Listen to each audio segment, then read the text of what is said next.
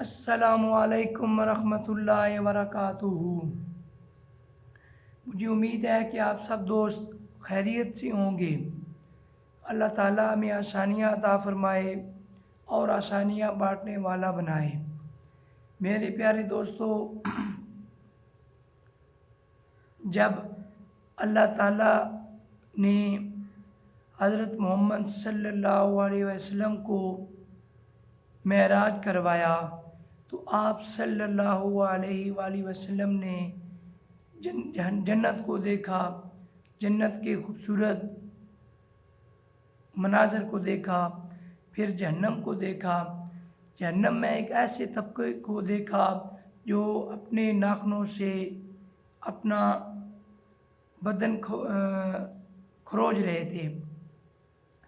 تو آپ صلی اللہ علیہ وآلہ وسلم نے حضرت جبرائیل علیہ السلام سے پوچھا کہ یہ کون سے گناہ گار ہیں، یہ کس گناہ کی وجہ سے جہنم میں گئے ہیں؟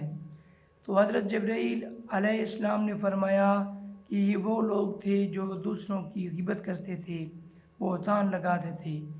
میرے پیارے دوستو، آج جس نوعیت پر ہم پہنچ چکے ہیں، جس حالات میں سے گزر رہے ہیں، یہ غیبت کرنا، بہتان لگانا ہمارے میں، ہم سب میں یہ عام ہو گیا ہے۔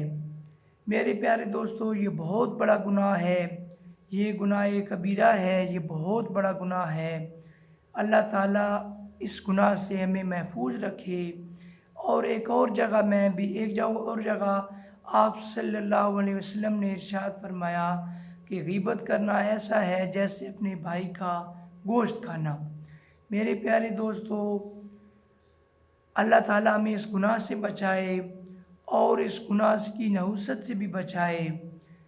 اور یہ گناہ عظیم ہے، اس گناہ سے بچنے کی کوشش کریں اور زیادہ سے زیادہ اپنے رشتہ دار، دوست، احباب، ماں، بہن اور جتنے بھی جاننے والے ہیں اور نہیں جاننے والے سب کو اس گناہ سے بچنے کی تلقین کریں۔